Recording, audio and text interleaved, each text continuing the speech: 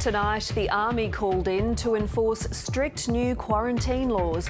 All people arriving in Australia will be forced into hotels for a fortnight.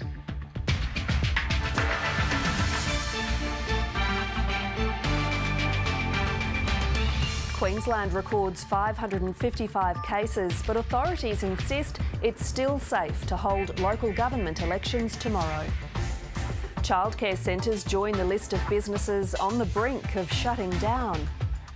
And grey nomads warned not to venture out west, with doctors concerned about a lack of regional ICU beds.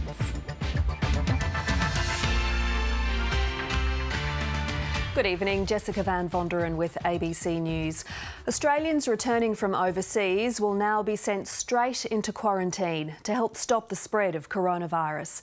From midnight tomorrow, anyone arriving into the country will be forced to self-isolate in a hotel or other facility, quarantined in the city they land, regardless of where they live. The Prime Minister has enlisted the Defence Force to help state and territory police enforce the new rules. Here's political reporter Jane Norman.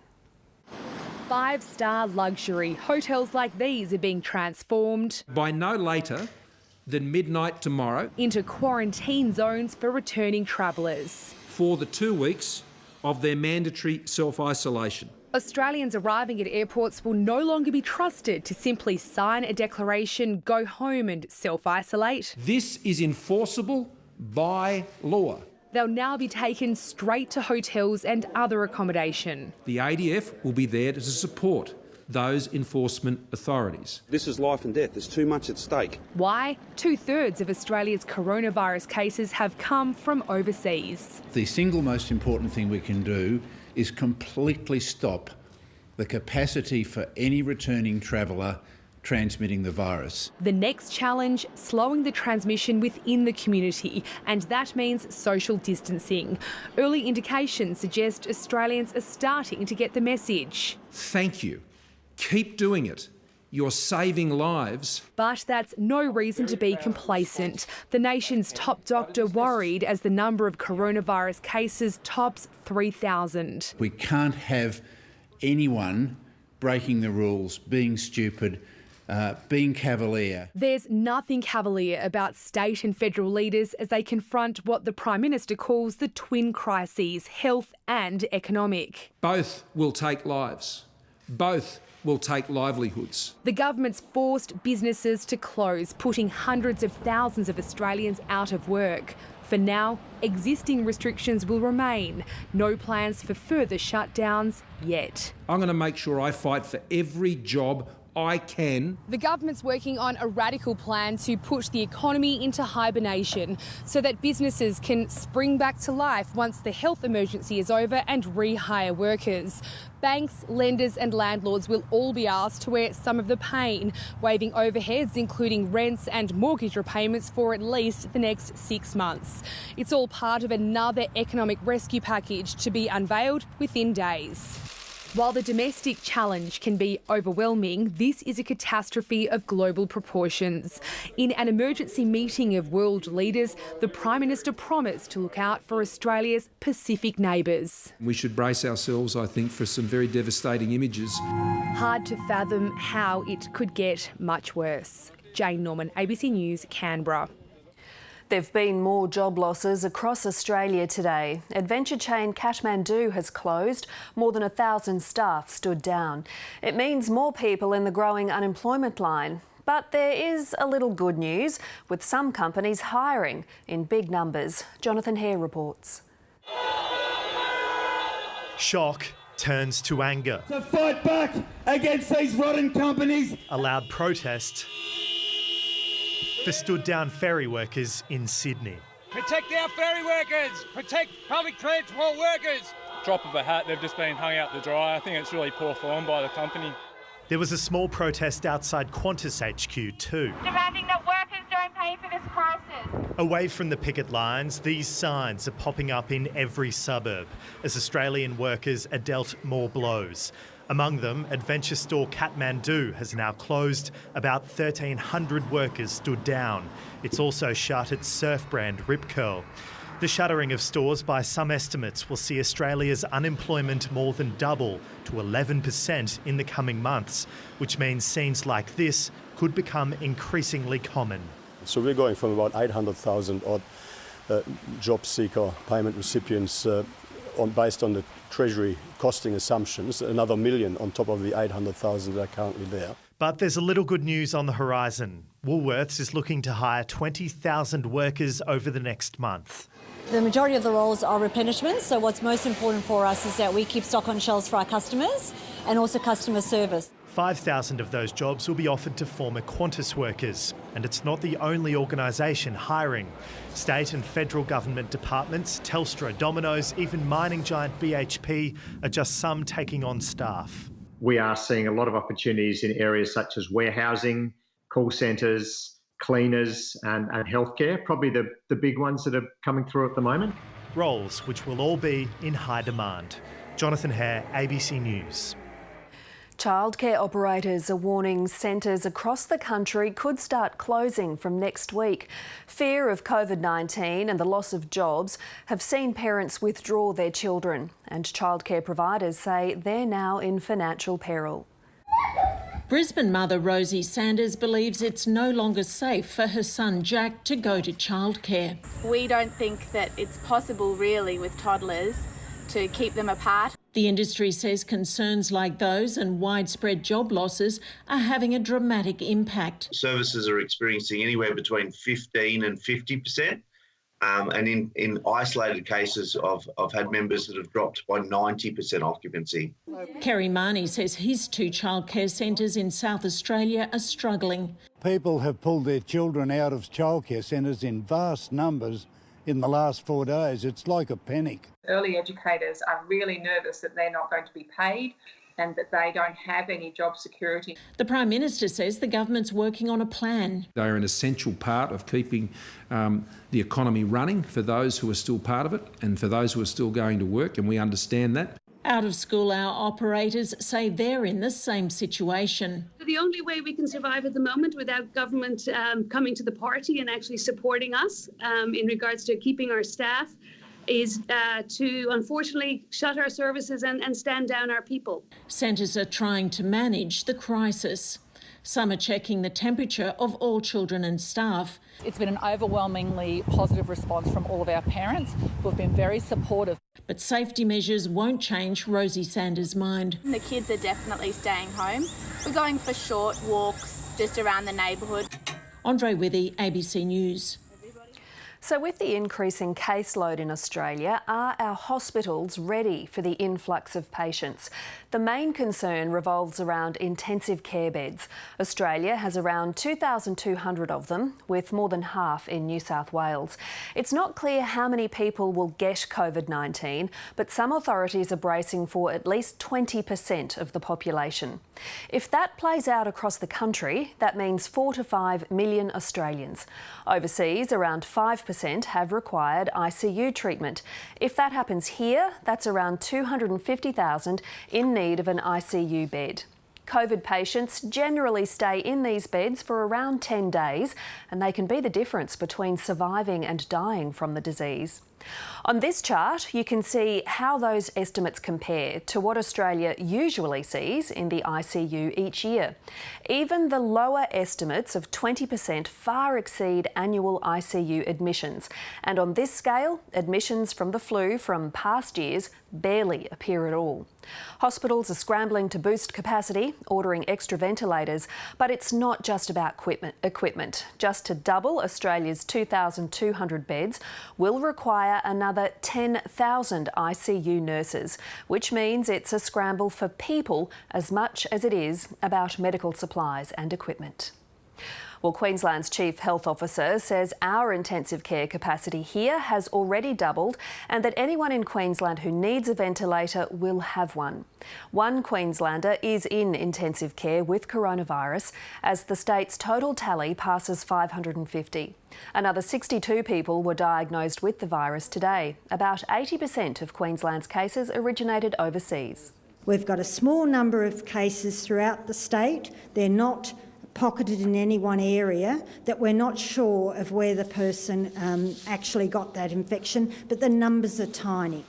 The medical advice for tomorrow's local government elections remains the same. It's safe to vote, but authorities warn you to bring your own pencil and practice social distancing in the polling booth queue.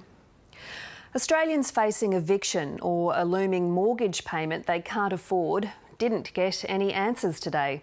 A national cabinet decision on rent relief has now been delayed 3 times, but as Daniel Ziffer reports, it's a delay many can't afford. Good catch, a big one. They want me out as soon as possible. Kai and her daughter Elizabeth are being evicted. Yeah, I just don't know what I'm going to do. They've paid their rent, but coronavirus is upending normality.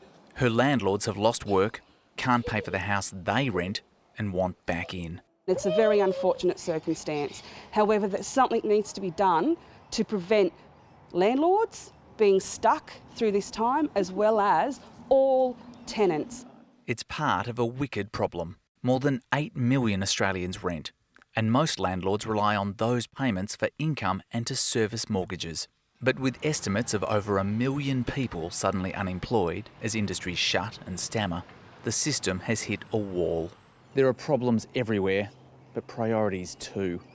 An announcement on rent policy from the National Cabinet has been delayed 3 times. Millions of Australians, like Kai and Elizabeth, are waiting for an answer. This is a complicated issue because you've got a tenant, you've got a landlord, you've got creditors, and all of those issues, and you need to solve for the entire chain that's there. Tasmania offers a stopgap solution. This week, its parliament passed laws banning evictions for at least the next 4 months. Australia's largest banks have already offered to pause mortgage repayments for 6 months.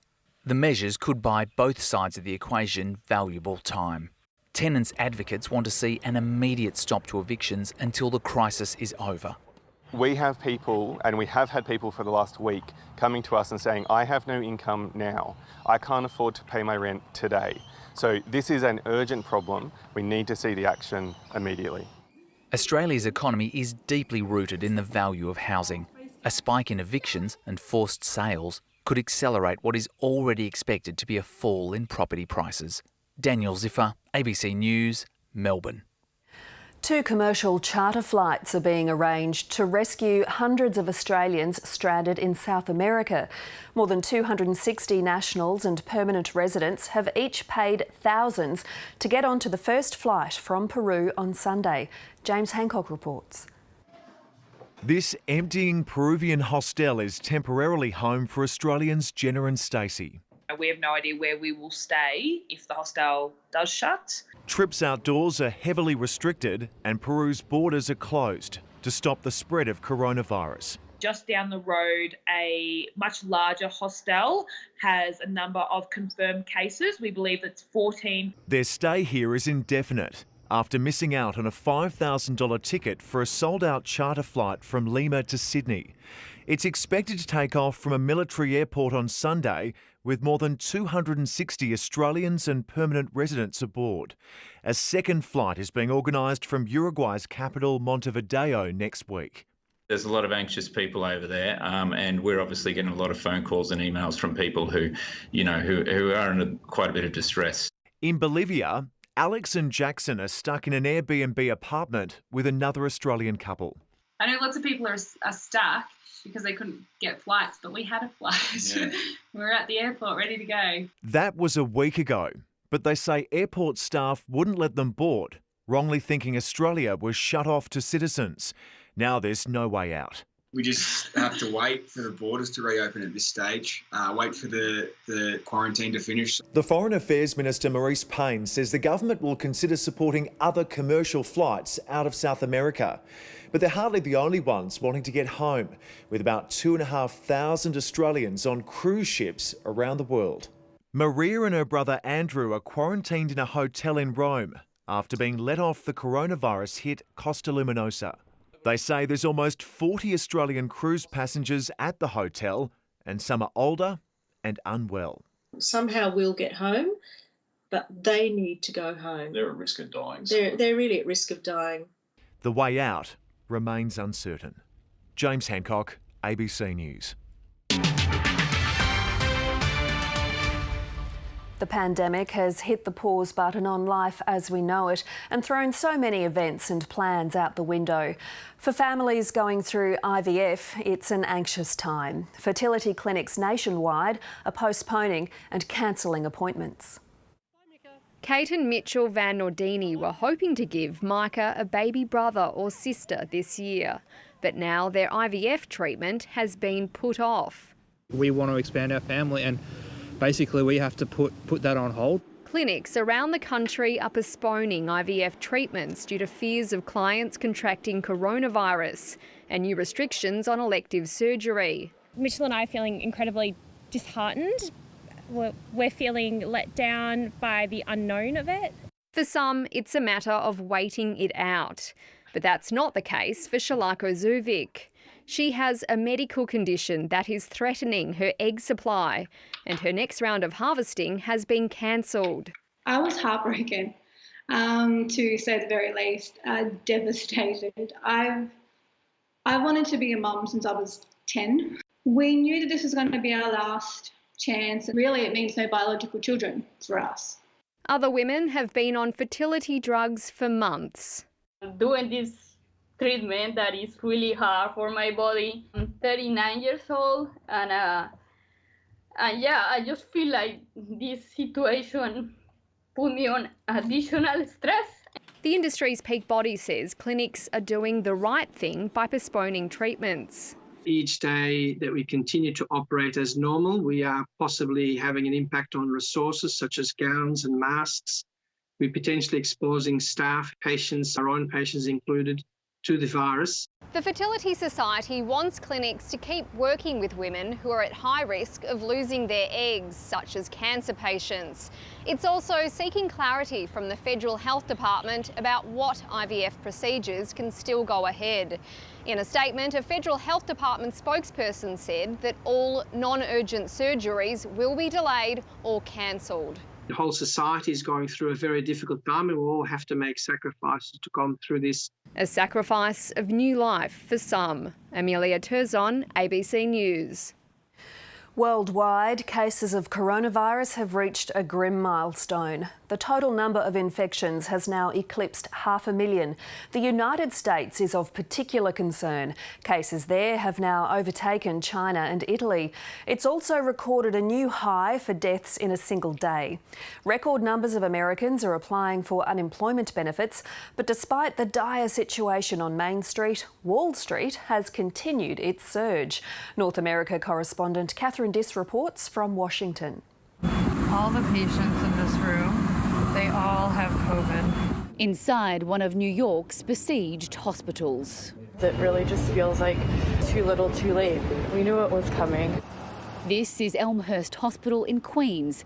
13 people died here yesterday. There's no clear end to this. The status quo is not good enough, and that's what I'm worried about. As the nation focused on New York, the epicentre of America's outbreak, a new hotbed has silently emerged.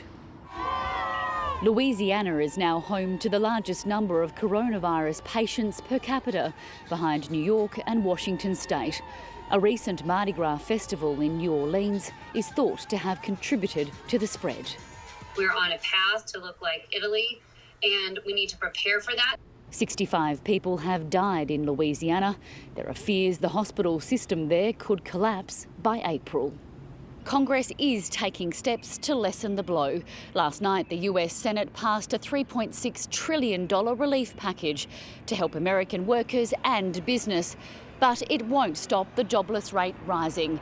3.3 million Americans filed unemployment claims last week, a tenfold increase on the week before. It's a lot of jobs, but I think we'll come back very strong. The sooner we get back to work, every day that we stay out, it gets harder to bring it back very quickly. Business has basically completely ground to a halt. Australian Michael Condren is a photographer in New York City. He and his wife now have no income. Anything more than 3 months and we're in trouble. Anything that puts money in the hands of people to be able to, support their local businesses or to pay their rent or their mortgage, it's extremely helpful. Despite the stark numbers, Wall Street surged for the third time this week. a sign investors believe the cash handouts will go some way towards blunting the economic impact. Catherine Diss, ABC News, Washington. China has recorded its first locally transmitted case in 3 days as the situation in Europe continues to deteriorate. In Italy, cases have now exceeded 80,000, with the death toll climbing to more than 8,200. Spain has seen a steep increase in infections and deaths too. In the UK, Britain has just recorded its worst day with more than 100 deaths in a single 24-hour period. People across England have taken part in a so-called Clap for Carers tribute overnight, taking to balconies to applaud healthcare workers. We're very, very thankful for everything you're doing. In China, Beijing is clamping down on international arrivals, ordering airlines to cut flights. That's after it recorded 54 new imported cases. According to Chinese authorities, it's only had one case of local transmission in 3 days. Japan has also brought in travel restrictions after 47 positive tests in Tokyo. Well, back home, and rural doctors are pleading with grey nomads not to head to the Outback this winter to avoid bringing COVID-19 with them. The Queensland Government has suspended rail and bus services to remote towns, but says communities will continue to have access to transport for essential travel, including medical appointments. Few hospitals in regional areas have intensive care beds. It's considered a rite of passage for many older Australians. I've been on the road for about 5 months now. But as borders shut and domestic travel is curbed, the options are becoming limited for grey nomads. That's why Graham McGeady is heading back to Brisbane to be with his family. I'm a little bit apprehensive, considering there's more and more cases being reported. I think I'm safer out in the country. This remote tourist park in northwest Queensland would normally host thousands of tourists over the coming months, but not this year. If we do have anybody that turns up at Adele's, we'll be basically turning them away and heading them back out of the Shire. People need to understand, especially older people who are travelling, that we just will not have the resources to look after them if large numbers of tourists come through our region this year. Those resources are already pushed. With limited intensive care beds in Western Queensland, several shires in this area have taken the drastic step of banning all non-essential travel. Many fear an outbreak of COVID-19 could put unnecessary pressure on the Royal Flying Doctor Service, transferring patients to the East Coast. Rural doctors say an overloaded RFDS would be disastrous for tourists. They may not be at the top of the list, and it may be that they're stuck in a town a long way from their family. They may even need to be palliated, and they might die in a place that is far from where they live. Eric Barker, ABC News, Mount Isa. One of the state's fastest growing cities has been plagued by councillor misconduct and corruption. But voters in Ipswich are at last getting the chance for a fresh start. As Baz Ruddock reports, the key issues remain council accountability and the expansion of dumps. A former councillor from a sacked city council, handing out some topical campaign material. But for some, it's Ipswich's reputation that's been in the toilet. So they've got to be prepared to listen to what the community needs and then act on it.